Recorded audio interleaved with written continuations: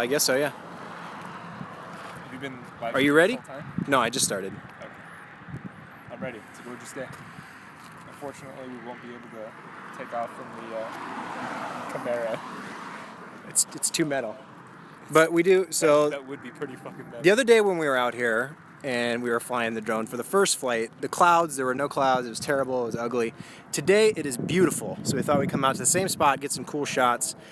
We did make the mistake the other day of taking off from the dirt and got a little dust on the drone. Not terribly, but to avoid that, we're taking it off from this wet dirt over here. So let's do it. Ready to take off. Yeah.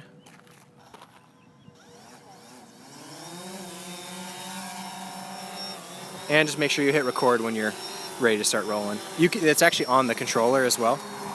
There is the record button is right here. Boop. Nice. And the camera tilt is left for you? Correct. So is your exposure good? Yeah, keep cranking that. Yep, keep cranking it more and more. That's probably pretty good. Maybe one more. There you go. So what is that? Cool.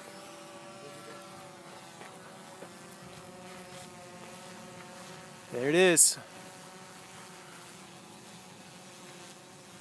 All right, let's get some cool shots. Do your thing, David. So yeah, like I was saying, we were out here the other day filming, and you know, it looked cool because it's aerial footage, but the clouds weren't here, the sky was just kind of blah. The sun wasn't even doing anything cool because it was like right in the middle of the day. Right now it's a little bit later, so the sun's doing some interesting stuff, but for the most part it's just the clouds that are so awesome. So that is the idea, to get some nice looking desert nature footage, aerial stuff. Not for any specific reason, but just why not, right?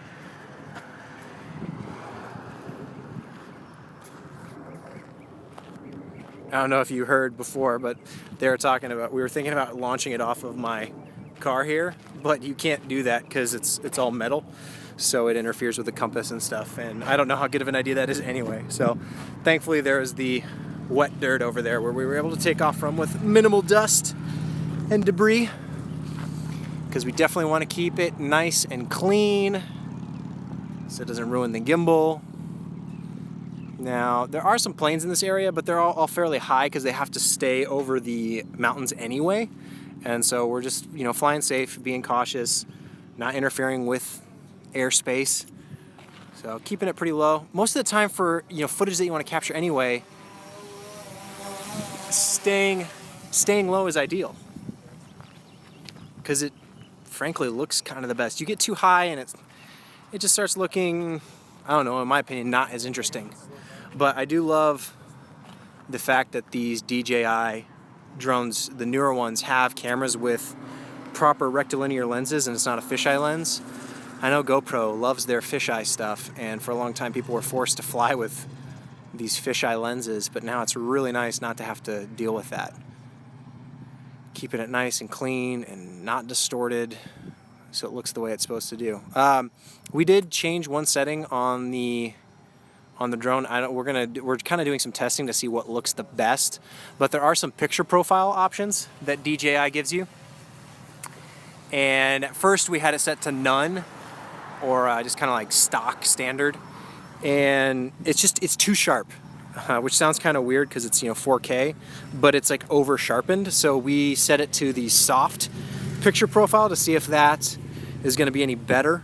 I might end up just figuring out a custom setting to dial in, because even though it says it's 4K, it's, you know, it's obviously compressed footage, and they're running it through their picture profile software that's adding sharpening and all that stuff. And even cameras, you know, they say 1080p, they say 4K, but that doesn't really mean they are necessarily. It definitely is greater than 1080p, which I was kind of surprised at how bad the 1080 is. Not that it's bad, I shouldn't say that, but it's just not it's not as nice as it could be. So that's why I think it's always, you know, unless you really want the high frame rate stuff that 1080 gives you, just do 4K on these drones if you have the opportunity. If you do 1080, it's fine. Not a lot of people are going to notice, but you know, when you're filming something, you want it to look its best.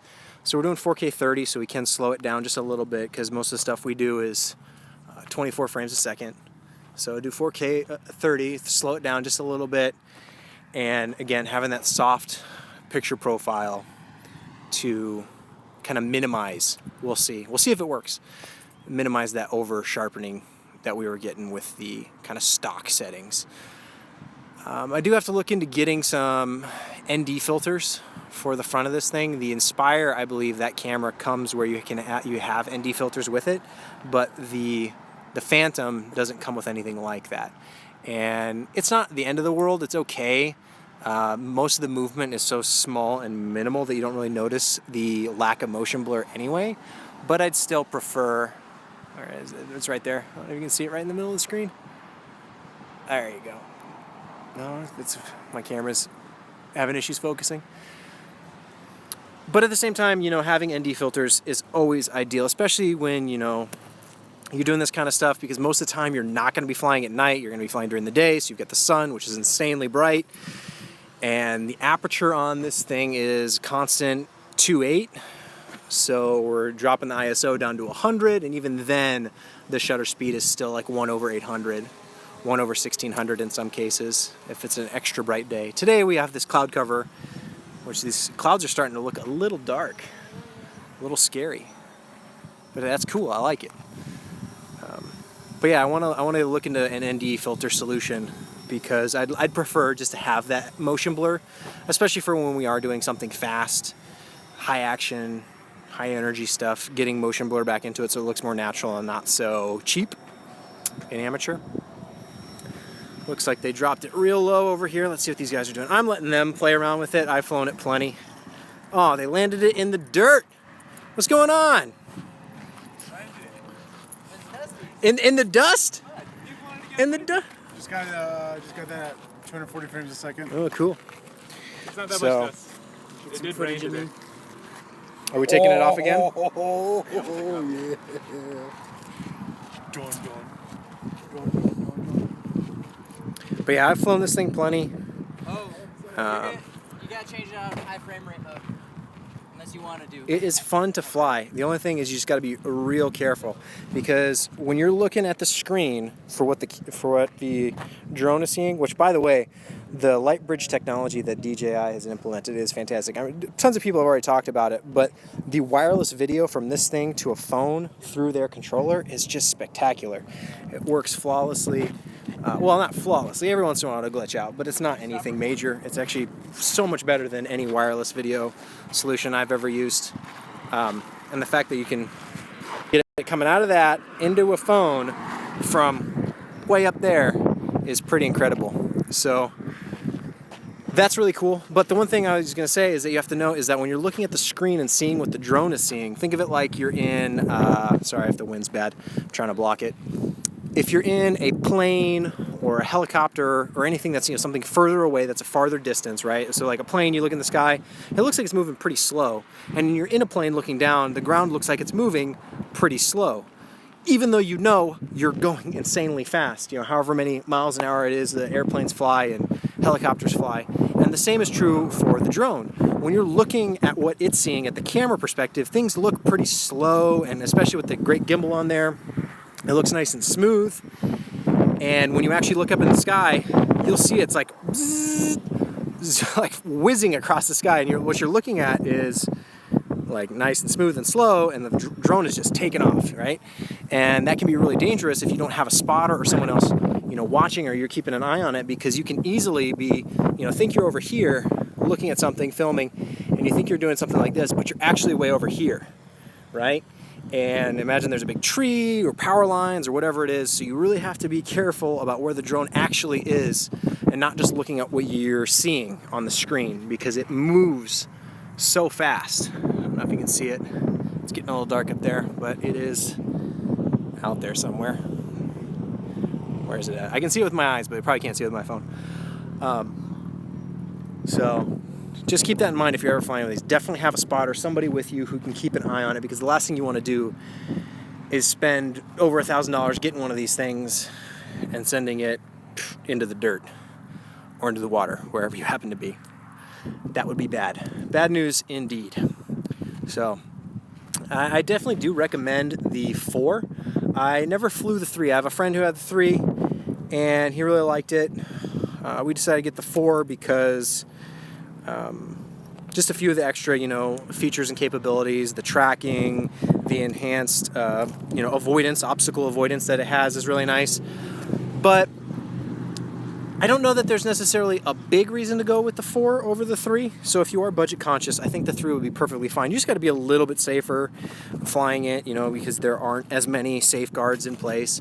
And sorry, that wind is probably killer. And you just got to, you can't have the new tracking features and stuff. But camera-wise, gimbal-wise, flying-wise, I think the 4 has a little bit better battery life, but it's not a significant bump. I think they rate this at like 28 minutes of flight time, which is plenty. It's awesome. You can buy an extra battery and have on hand, because they do take a little while to recharge, maybe a few hours, but 28 minutes is a lot of flight time. Unless you are doing specifically only aerial photography or videography. If that's like the only thing you're doing for an entire day, yeah, grab a bunch of batteries, make sure you have something on charge. But if you're just doing it for some extra B-roll, some extra shots here and there throughout the day, you'll definitely have time to fly it, stop, restart, and start again later on in the day to get whatever it is that you need. So it's pretty fun. Everyone, thinks it's like a toy, and it definitely feels like a toy because it's so fun to fly and use. But you do got to keep in mind that you're flying expensive equipment up in the sky, and anything can happen at any moment, and you definitely don't want to interfere with anything else that's going on in the area. So just be safe, have fun with it, but it's gear, it's not a toy. If you want a toy, you can buy a $30 one off Amazon and fly it around your house or in your backyard. All right. Well, that was kind of test flight number 2, I guess. Same spot, much better day for it. And hopefully this worked. I don't know, this is the first time I've tested streaming to YouTube from my phone. Normally I use Periscope because I know that works, but the quality is pretty terrible.